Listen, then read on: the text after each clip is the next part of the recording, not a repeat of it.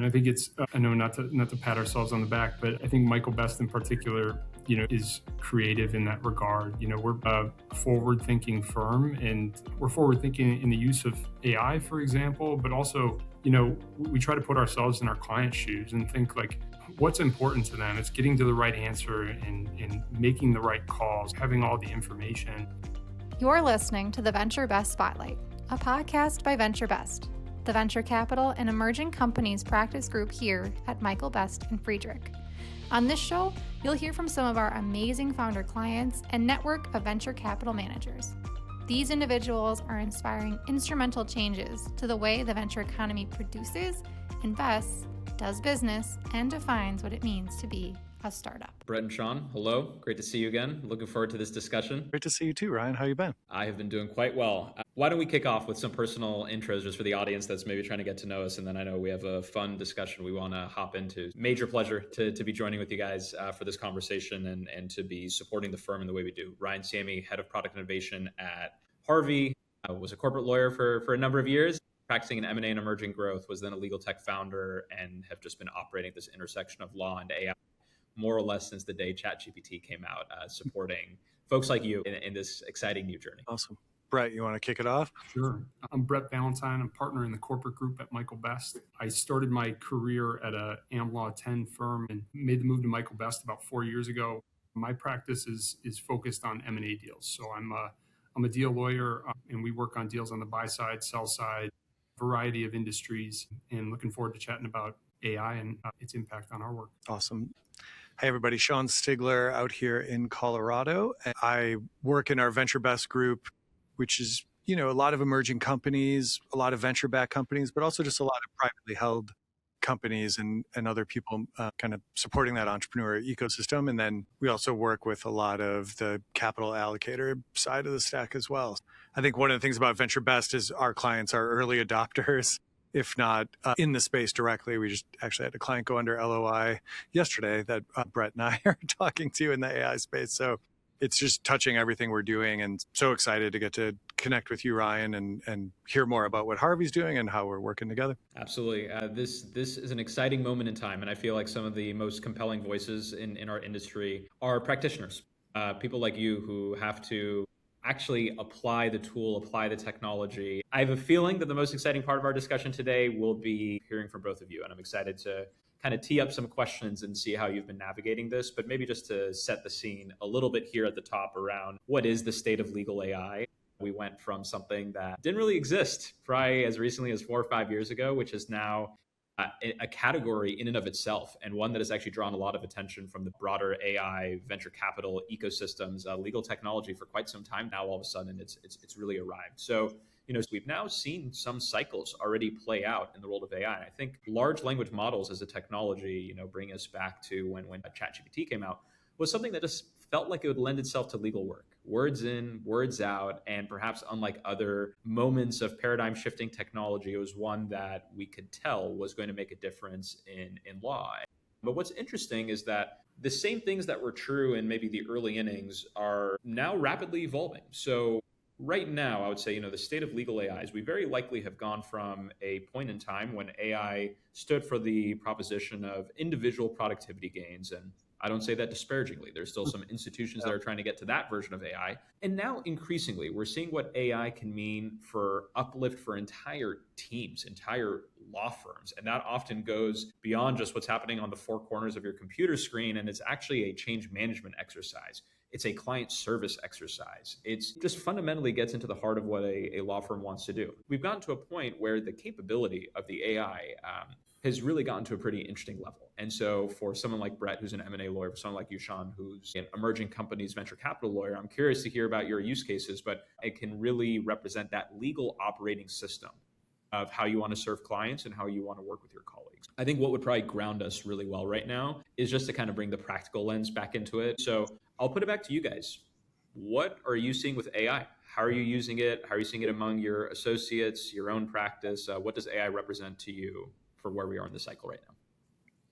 It's changing by the day. Even the capabilities and ways what we were using AI tools even months ago is different than what we're doing now. And so by the time this comes out, maybe things have changed even since then. But and I'm thinking back even a few years ago. There's been like contract reader software. That technology's been around for a little while, but the AI layering on top of that is it's been immense, and it really has become a partner as we conduct our legal services. So just a few categories, obviously data analysis, taking large inputs, as you say, reviewing large swaths of information, which we often do on our M&A deals, distilling that down, summarizing, picking out particular provisions. That's kind of the leading or obvious test case. But from there, I mean, we're using AI tools for, like Harvey, for issue spotting. We have a lot of experience doing this legal work, but either pressure testing our own assumptions or seeing if there's anything else we're missing in terms of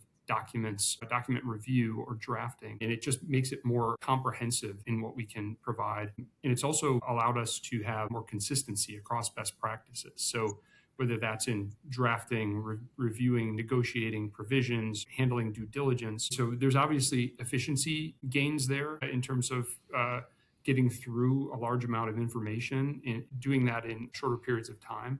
And so that leads to allowing us, particularly at the partner levels, to focus more of our efforts at judgment and really strategies. It's kind of been a force multiplier for our work. I think, and I appreciate the question, Ryan. I think it's really interesting. There's a multitude of factors. One, our firm's pushing 180 years old.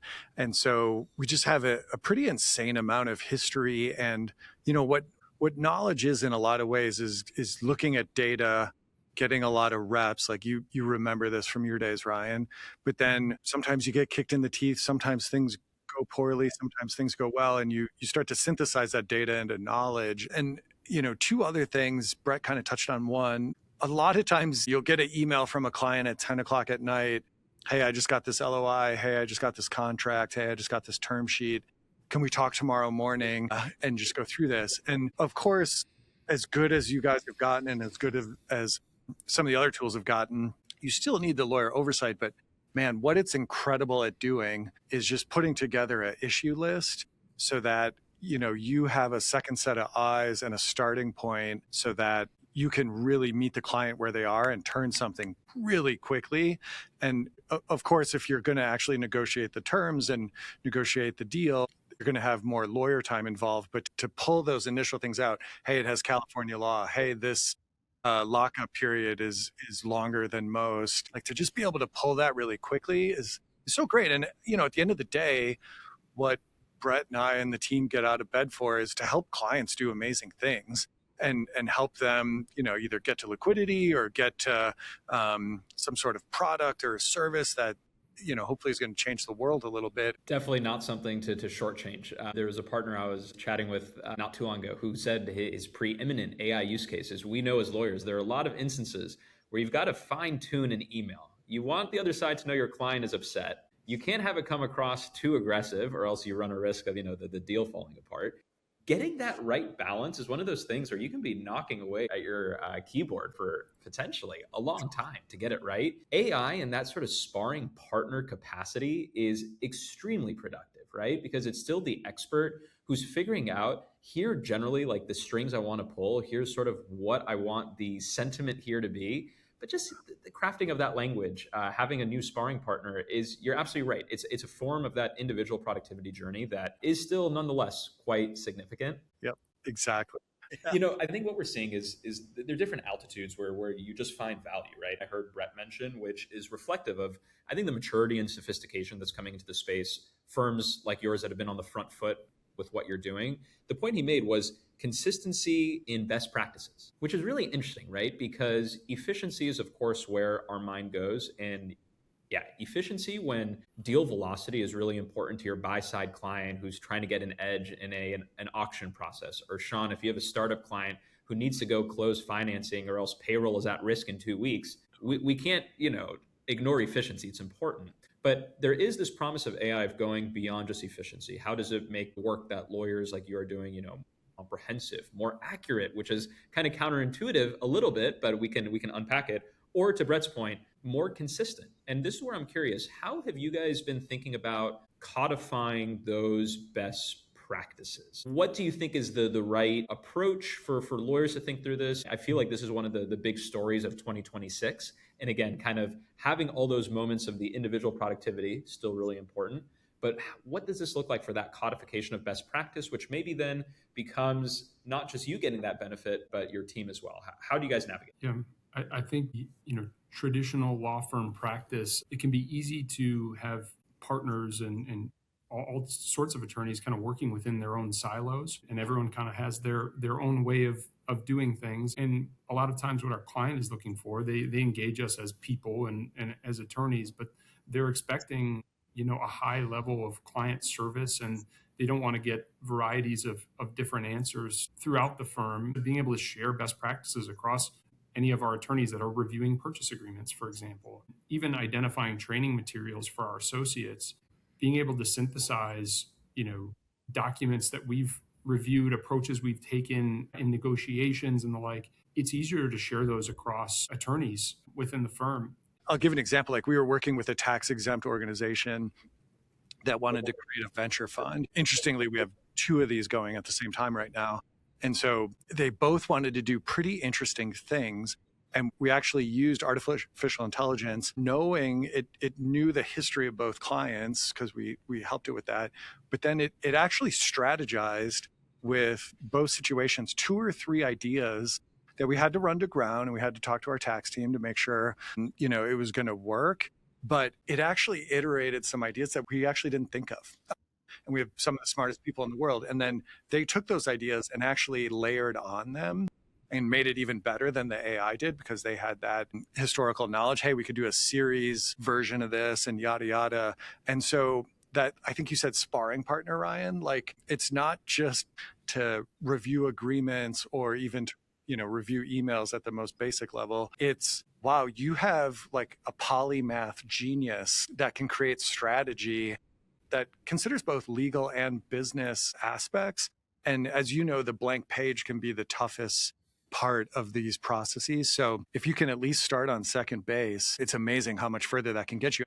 All of our groups have channels where we're really good at sharing, hey, we just did this, hey, we just did that, or has anyone done that? And so being able to sort of seamlessly move back and forth between those platforms and share has been just fantastic. Yeah, I think why probably this moment of AI is starting to feel more fun than the ones that preceded it is because there are a lot of these kind of upside opportunities that are arising. There's naturally these moments of sort of, glass half empty, glass half full. We operate in an industry where when you think about efficiency, just standing alone, that could lead to certain questions, on the law firm side. But I think you guys are absolutely right. There's almost this amplification of things that maybe were just truly prohibitive before. It would not have been possible for you to go and, think through all these different avenues of where the negotiation might go, or to think through all these different strategies, or the prospect of bringing that new associate up to speed on a broader corpus of precedent. Forget about it. Well, one of the things that I find is funny is we see these paradigms emerge in AI that I actually think are reflective of some of the limitations of our prior ways of working. So context window. A lot of people talk about context window, right? Yep. In the through the purview of AI. Rarely do we think about, well, what is the context window of the associate sitting there working through a sell-side draft? Like, the context window is often your most recent 3 or so golden precedents that you're putting up onto your left monitor as you're jamming on the right monitor. And so now, all right, if you want to dip into that, couple centuries worth of history, you have that option. If you want to broaden the aperture and go into 20 precedents that you're pulling into a review table in Harvey, you have that option, right? And so I think you guys are suggesting some of these, glass half full moments, whether it's training, codification, things like that. How do you then see some of this translate to what the client is consuming now? Do you think the client sees that uplift, Shawn, of you having been able to kind of exercise more strategic options? Or is it more that they're seeing the uplift in that, yeah, you were able to come to them on a Saturday morning more thoughtfully than you otherwise would have? Well, what do you think the client's perspective is on all of this right now? Yeah, absolutely.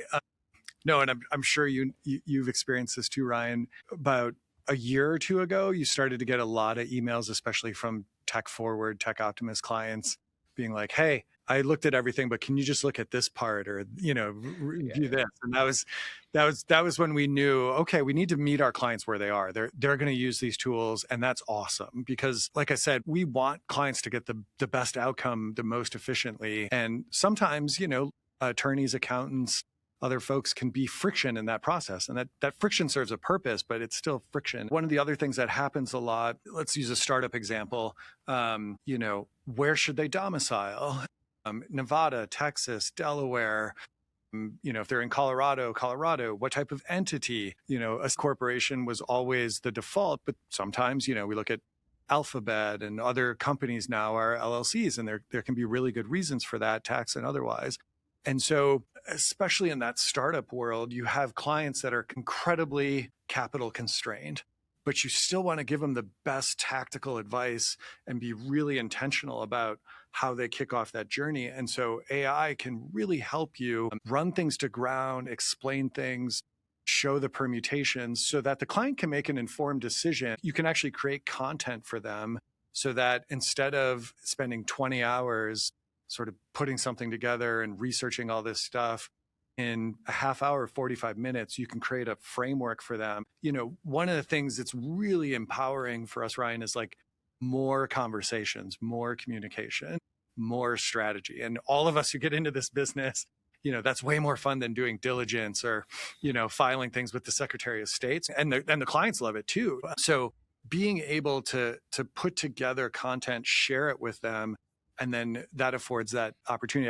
I'll give you another example. We had a client the other day who was considering being a public benefit corporation, which is a really cool tool in certain applications. However, what a public benefit corporation does is allows the board and the leadership to not only maximize for shareholder value, you can optimize for other external things, which again can be totally fantastic. However, depending on who your investors are, they might say, what are you talking about? I'm not giving you $10 million and then worrying that you're not working to maximize my investment. And so, using AI, giving some examples, showing some research, putting together a program, they actually decided, hey, we might still do this, but we need to get through our Series A first, get these investors on board, make sure everyone's comfortable, and then we can have the conversation with the investors if that makes sense for everyone. So again, if without AI, it's just so hard to put together meaningful, precise content so that you can have these conversations. And it's taking, synthesizing a large set of data, analyzing it, getting through it with the AI tools, but like you said, presenting it, being able to present it, synthesize, summarize in a form that our clients can use. That's just an extraordinarily helpful piece because ultimately we think of our role, and this goes into some of the role of us lawyers in the age of AI. We think we provide value in delivering outcomes, and we're really adding value. Our clients need to make really tough decisions. We think that's a key piece from the legal perspective that we can provide. Where we really add value is, okay, what do you do from there? What's the context? Who are the parties? How quickly do we want to close? How will people react? Using all that information, using the AI tools to summarize it.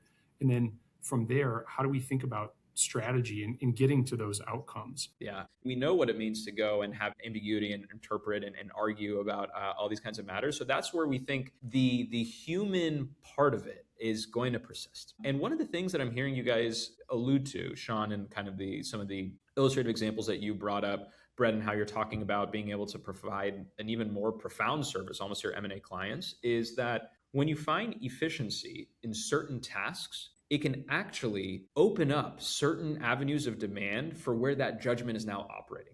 But I'm curious, on the ground, are you guys experiencing this? Like, are you able to service a cut of work, an ability to provide judgment or counseling to your clients that just might have been limited in other ways before that are coming online and in a way are sort of maybe increasing the opportunity zone of what you can go and do out there? Yeah. I think it's such an awesome time. You just had the SpaceX IPO. You're going to have the two biggest IPOs or two more of the biggest three IPOs in history in the next 8 months. You just had the biggest venture-backed acquisition in history with Cursor, at $60 billion happen. And so this flywheel of capital is just kicking back off. Yeah. In venture, we actually had a little bit of a liquidity bite the last couple of years. A lot of high valuations, just not a lot of liquidity. And now we're seeing that liquidity, which is awesome. And a lot of these people are going to start funds. They're going to be angel investors. Yep. They're going to leave their established companies and start that company they always wanted to, because now they have economic freedom. And so what we're seeing, and you've probably seen this too, Ryan, the number of solopreneurs in the last 3 months, even pre-SpaceX IPO, is 3x the highest number it's ever been, because AI is enabling that. Take law out of it.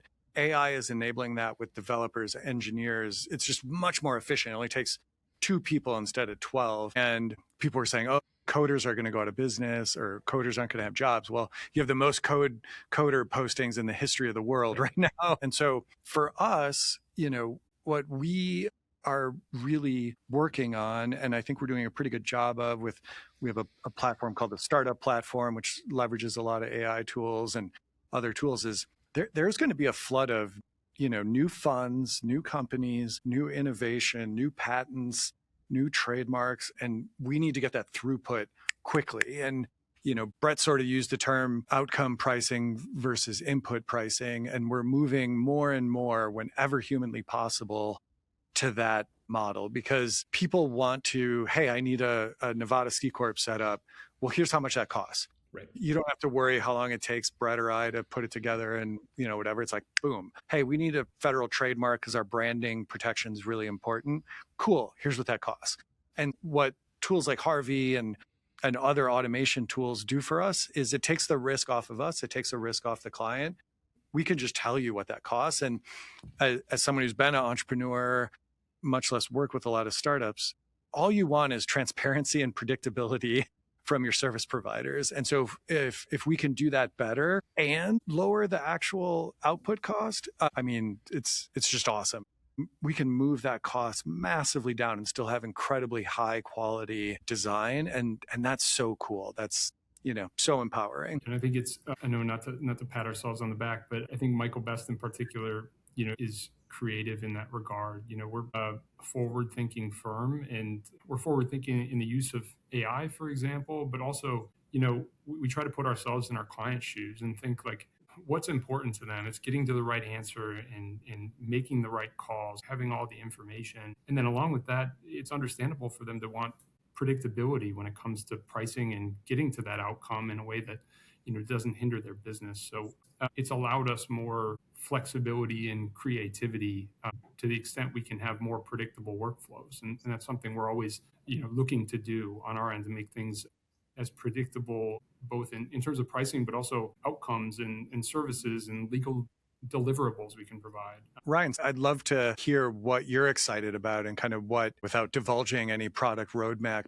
secrets, but like, what do you see is coming next? Like, what's the next iterations that we can look forward to? Yeah, I think maybe part and parcel with the rest of our conversation, that this is an exciting moment. I think the acceleration is upon us. And I think good information and lessons have been learned from some of these early innings at the large language model level, the ability of sort of these AI models to sustain reasoning over additional steps and to really operate upon context and these coding agents and how you harness them. But to kind of distill it down, like what it all amounts to is, as a product team, we're increasingly in a position where we can really think about Harvey as this operating system for how you go about carrying out. The thing is, like, you can never really reduce complex work. So I don't say that to mean now all of a sudden you click one button, the financing is done, the M&A deal has been driven. There's kind of this shifting of the bottlenecks, if you will. Like, what should be the review and verification paradigm as you now have this army of agents that are going and carrying out work for you? If we're no longer in that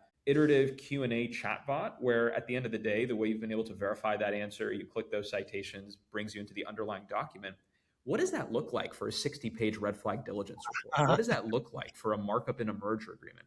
What's interesting is other industries like code have kind of worked through this, right? So coders increasingly, and we see this at Harvey, they start their day, and I kid you not, the way that they think about going about their day is, how do I most optimally go and deploy my army? It kind of feels like playing Warcraft like 15 years ago. Like, that's how they think. But what that means is you have all this code written. What comes next? And in code, you even have things like unit tests, running the code. You can't really run a merger agreement, right?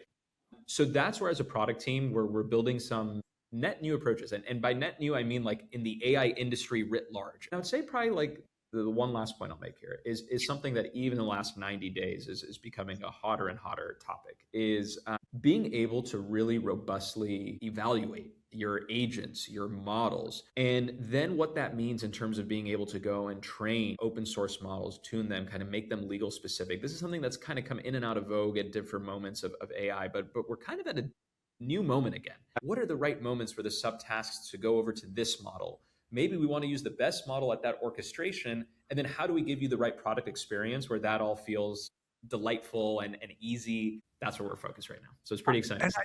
One of the magical things about Harvey is creating those workflows, the vaults, the accessibility, so that we don't have to be experts in that case, because it's just that will slow us down from the adoption and again, from good outcomes by years, honestly. My hot take is, despite the fact that I really do believe a lot of what Harvey, I think, is representing in your practice already is it kind of brings you to these moments of exercising judgment, then you can go and force multiply that judgment. I very much believe that. But one trend we've seen in our industry in particular, I think in the past with similar sort of like these paradigm shifting moments of technology, is it's hard to predict how it opens up just work that 20 years from now we'll look back on as just the new versions of rote work. And the example that always comes to me is one of the M&A partners who trained me up told me that prior to having document processing, your average M&A agreement, even for one of those big, massive deals, we're talking 35 pages, 40 pages, right? We're now shuffling paper over hundreds of pages, and the process has only gotten longer. The markups are bled on way more than ever before. Now all of a sudden we have things like rep and warranty insurance, which I don't think would have existed, honestly, if not for document processing, just creating new ways of negotiating.